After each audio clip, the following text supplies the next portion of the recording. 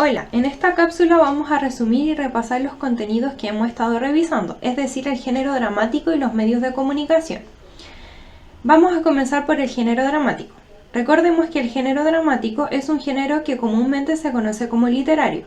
Dentro de los géneros literarios podemos encontrar el género narrativo, lírico y el dramático. Algunas características del género dramático. Tenemos que el género dramático se caracteriza por presentar la acción y el diálogo de los personajes en conflicto. De este modo se puede apreciar la visión del mundo proyectada por el autor, a quien se denomina dramaturgo. Este emite su discurso a través de los personajes, por medio de manifestaciones tales como la tragedia, la comedia, el drama y otros subgéneros. Es importante recordar que no posee voz ficticia que relate los acontecimientos, pues son los mismos personajes a través de los diálogos quienes dan a conocer la trama. En cambio, en el género narrativo y el lírico sí poseen voz ficticia. En el género lírico, la voz ficticia del hablante lírico, y del género narrativo, la voz ficticia del narrador. También tenemos que el género dramático tiene virtualidad teatral, es decir, la capacidad que posee una obra dramática para ser representada. Ahora, ¿qué es el conflicto dramático? El conflicto dramático es una lucha en la cual tenemos un protagonista y un antagonista que se oponen las fuerzas e intentan que el protagonista no logre lo que pretende. Entonces, a veces el antagonista no es un personaje, sino que puede ser un elemento, la muerte o el destino. Ahora tenemos la estructura dramática. Esto indica las partes en las cuales se divide una obra dramática, es decir, qué pasa al comienzo, en el medio y al final. Entonces, tenemos la presentación del conflicto, y aquí es donde se dan a conocer las fuerzas, ¿cierto? La del personaje principal y la del antagonista, y los objetivos tanto del protagonista como del antagonista. Después de esta se da el desarrollo del conflicto.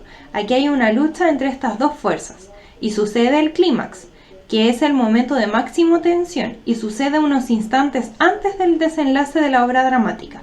Y finalmente, como mencioné anteriormente, está el desenlace, que es cuando una de las dos fuerzas es derrotada. Ahora tenemos los elementos técnicos del género dramático. Por una parte tenemos en las divisiones internas el acto, la escena y el cuadro, y tenemos otros elementos que es la acotación y el aparte. Primero tenemos el acto. Son las divisiones de la obra dramática. Por ejemplo, Casa de Muñecas tiene 3 actos, acto 1, acto 2 y acto 3. En la representación dramática se suele indicar con la subida y bajada del telón. Después tenemos la escena, entrada y salida de un personaje. Aquí varios se equivocaron en esta parte de la prueba, entonces recordar que la escena es la entrada y la salida de un personaje, y ahí cambia la escena. Cuadro es toda la escenografía.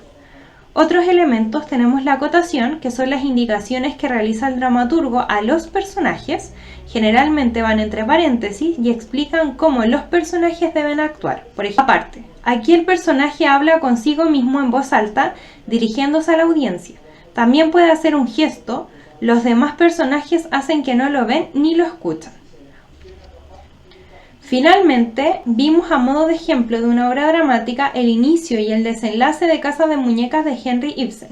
Ahora pasemos a los medios de comunicación. Ahora pasemos a la parte de medios de comunicación. ¿Qué son? Los medios de comunicación son canales artificiales que permiten la comunicación entre el emisor y el receptor. Estos mensajes van dirigidos a un receptor colectivo o social. Entre ellos están la radio, la televisión, la prensa escrita o digital, el cine, el internet. Entonces, estos medios de comunicación se les denomina mass media, medios de comunicación masivos. Gran cantidad de personas acceden a su contenido, por lo tanto, al ser un colectivo, el receptor pierde su identidad. ¿A qué me refiero cuando digo que el receptor pierde su identidad? Esto es debido a que los contenidos de los mass media generalmente están dirigidos a un público general y amplio. Por ejemplo, un público juvenil, pero no a cada niño en particular que tiene necesidades y gustos personales que son únicos y propios, porque los mass medios van dirigidos a demasiado público. Por eso no puede crear contenido de manera individual y por eso se pierde la identidad del receptor. Entonces, los medios electrónicos han contribuido en gran medida a la globalización, rompiendo barreras de tiempo y espacio, dejando al mundo como una aldea global. ¿A qué me refiero cuando digo aldea global? Una aldea es un pueblo muy pequeño.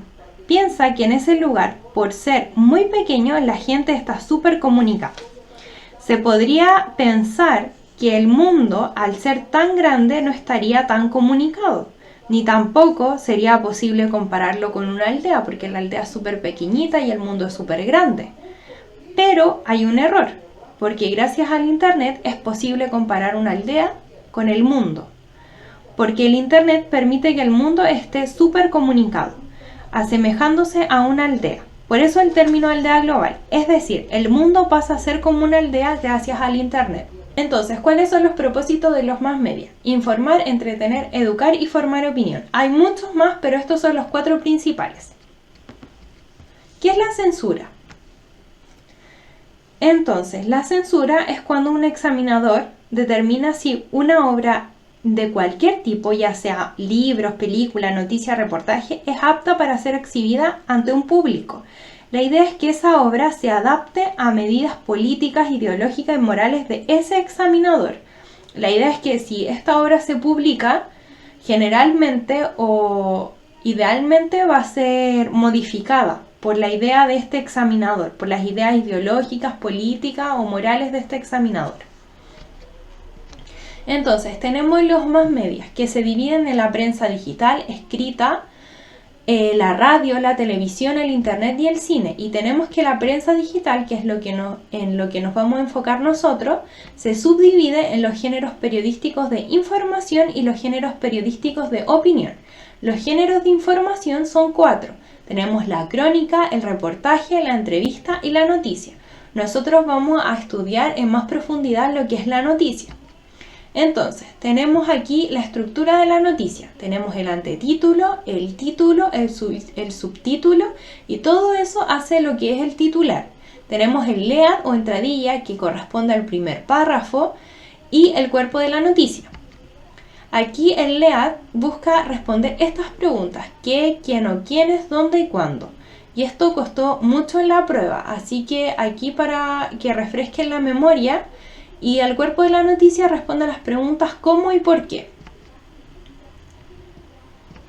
Ahora, ¿qué es el reportaje? Es una narración ampliada y documentada de un suceso. Es objetivo, ¿ya? Que es lo contrario a lo subjetivo. Se complementa con fotografías para hacer más comprensible el mensaje. Ya lo expone detalladamente, más que una noticia. Después, ¿qué es la entrevista informativa? Es un diálogo entre el periodista y el protagonista de la noticia en el cual se intenta reconstruir el acontecimiento a partir de los hechos. Ahora, ¿qué es una crónica? Lo más importante de la crónica es que informa mediante un relato temporal acerca de un suceso hecho determinado. Es un género informativo que muchas veces también incluye opiniones, pero las cuales se deben evitar. La idea es que el lector se informe paso a paso de lo que ocurre. Eso es lo importante. Ahora, después de ver los géneros periodísticos de información, nos pasamos a los géneros periodísticos de opinión. Tenemos la entrevista de opinión, la carta al director, el editorial y la columna de opinión. La entrevista de opinión va a ser diferente a la entrevista de informativa, ¿ya? Porque la entrevista de opinión, como dice aquí, en ella el periodista intenta que el personaje manifieste juicios de valor respecto a un hecho o acontecimiento. Entonces aquí el entrevistado va a opinar, ¿ya? O sea, manifiesta sus juicios de valor. En cambio, en la informativa, el entrevistado solo contesta los hechos que ocurrieron. Entonces, la carta al director es la exposición que realizan los lectores. Cualquier lector puede expresar esa opinión al diario. Juicios, comentarios, alabanzas, repudio. Respecto a hechos o noticias de la actualidad, debe estar firmada por quien escribe. El editorial es la exposición de la opinión o postura del diario sobre un tema de interés social. Aparece siempre de manera destacada. El artículo o columna de opinión es la exposición clara y directa de las ideas personales que hace una persona de prestigio sobre un tema determinado y que colabora con regularidad en el diario. Aquí un estudiante en un ticket de salida mencionó que no entendía muy bien la diferencia entre el artículo de opinión y el editorial. Aquí lo más importante es que el editorial es la opinión o postura del diario sobre un tema. En cambio, el artículo o columna de opinión es la opinión de una persona de prestigio que hace sobre un tema y que colabora con regularidad en el diario. Esa es la gran diferencia. Ahora veamos la diferencia entre publicidad y propaganda. La publicidad es un sistema de comunicación que tiene como fin persuadir e incitar a los receptores a consumir. La idea de la publicidad es que quiere vender un producto. Quiere convencer de que el receptor compre un producto. En cambio, la propaganda es un sistema de comunicación e intenta conseguir al receptor una adhesión a una determinada ideología. Es decir, que intenta promover una idea, no venderla, promoverla. Aquí hay ejemplos, por ejemplo, si el lunes ataca, la Pepsi contraataca. La idea es que uno compre la Pepsi para que esté más, no sé, fortalecido para el lunes. Aquí la idea, después de la otra publicidad, la idea es que ustedes compren este auto para que tengan la ciudad en sus manos, como dice ahí la frase. En cambio, la propaganda quiere que uno se adhiera a un mensaje, como la revolución, por ejemplo, o we can do it, como con las mujeres que tienen el poder, las mujeres revolucionarias o las mujeres que salen a trabajar, por ejemplo, una ideología de cambio de mentalidad sobre la mujer. O por ejemplo, cuando uno se adhiere a un pensamiento ideológico de abortar o no abortar. Entonces la idea es promover una adhesión a un pensamiento ideológico, político, moral. No vender un producto, aquí no se está vendiendo algo, se está promoviendo una idea. Espero que haya quedado más claro esta diferencia entre la publicidad y la propaganda. Ahora, ¿la publicidad puede contener mensajes subliminales? En los tickets de salida varios me dijeron que sí. Y los mensajes subliminales consisten en introducir mensajes auditivos, visuales o verbales que están dirigidos al inconsciente del receptor para provocar en él una necesidad. Una necesidad, entiéndase, para consumir, ¿verdad? Porque están en la publicidad.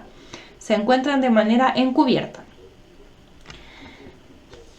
Aquí un compañero también preguntó en un ticket de salida qué tan ocultos tiene que estar un mensaje para ser subliminal. La respuesta es que todo dependerá del emisor. Si tiene el propósito de enviarnos un mensaje subliminal va a ser un mensaje subliminal. Aunque esté oculto, muy oculto o esté poco oculto. Pero siempre va a depender del emisor, de lo que nos quiera entregar el emisor, para que sea un mensaje subliminal o no. Y finalmente, los estereotipos corresponden a una idea simplificada de la realidad que se mantiene y se reproduce. Implica una visión uniforme de determinado grupo, excluyen las diferencias individuales entre sus integrantes. Por ejemplo, como en la foto vemos una imagen de una mujer que tiene en la cabeza una plancha que puede asemejar que la mujer le gusta hacer aseo en la casa. Y el hombre tiene en la cabeza un balón de fútbol que implica que solamente a los hombres les gusta el fútbol o el deporte. Entonces son ideas simplificadas de la realidad que excluyen las ideas particulares, las identidades particulares de cada individuo. Eso es, chiquillos y chiquillas, espero que hayan entendido y se les hayan aclarado las dudas. Y cualquier cosa pueden preguntarme.